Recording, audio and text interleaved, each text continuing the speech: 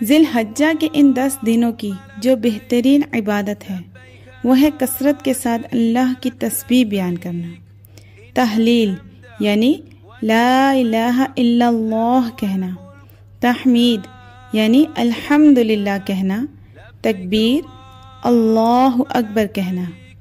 یہ تسبیح ان دنوں کا بہترین ذکر ہے۔ اللہ اکبر، لا الہ الا اللہ واللہ اکبر، اللہ اکبر وللہ الحمد۔ ان کلمات کو چلتے پھرتے جب یاد آ جائے تب پڑھنا شروع کر دیں، وضو بے وضو ہر حالت میں پڑھیں۔ کثرت کے ساتھ اس تسبیح کو ان 10 دنوں میں اپنی زبان پہ جاری رکھیں۔